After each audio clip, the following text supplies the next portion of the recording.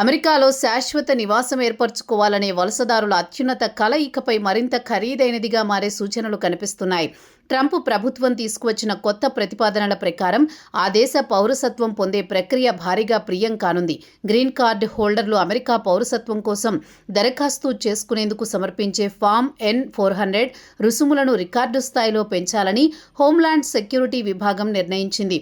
ఈ కొత్త సవరణలు అమల్లోకొస్తే దరఖాస్తు ఫీజు సుమారు 80% వరకు పెరగొచ్చు. ముద్రిత పద్ధతిలో కాగితం రూపంలో దరఖాస్తు చేసుకునేందుకు ప్రస్తుత వసూలు చేస్తున్న $760 రుసుము ఎగబాకి ఏకంగా $1,330కు చేరనుంది. అదేవిధంగా ఆన్లైన్ విధానంలో దరఖాస్తు చేసుకునేవారు ఇప్పటి వరకు చెల్లిస్తున్న $710కు బదులుగా భవిష్యత్తులో $1,280 చెల్లించాల్సి ఉంటుంది. ఈ స్థాయి భారీ పెంపు ప్రవాస వర్గాలకు గట్టి షాక్గా మారింది. ఫీజుల పెంపుతో సరిపెట్టకుండా నిరుపేదలకు ఇప్పటి వరకు లభిస్తున్న రాయితీలను సైతం పూర్తిగా రద్దు చేయాలని అమెరికా యంత్రాంగం యోచిస్తోంది.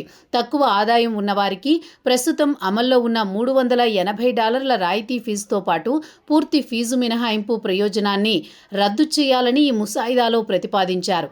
ఆర్థిక వ్యత్యాసాలతో సంబంధం లేకుండా దరఖాస్తుదారులందరిపై సమానంగా భారం మోపాలనే నిర్ణయం మానవ హక్కుల సంఘాలు ఆందోళన వ్యక్తం చేస్తున్నాయి. అమెరికా పౌరసత్వం కోసం ఏళ్ల తరబడి వేచి చూసే వారిలో భారతీయుల సంఖ్య చాలా ఎక్కువ. ప్రస్తుతం అమెరికాలో దాదాపు 6.7 మిలియన్ల భారతీయులు నివసిస్తున్నారు. ఇటీవల కాలంలో భారతీయులకు లభించే గ్రీన్ కార్డుల సంఖ్య క్రమంగా తగ్గుముఖం పట్టింది. అధికారిక గణాంకాల ప్రకారం 2022లో దాదాపు 1.27 లక్షల మంది భారతీయులకు గ్రీన్ కార్డులు లభించగా 2023లో ఆ సంఖ్య 78,000కు పడిపోయింది. ఈ ఫీజుల ప్రతిపాదన ప్రస్తుతం బహిరంగ సమీక్ష దశలోనే ఉంది. ప్రజలు, వివిధ సంఘాలు తమ అభిప్రాయాలు తెలిసిన తర్వాతే దీనిపై అధికారులు తుది నిర్ణయం ప్రకటించనున్నారు.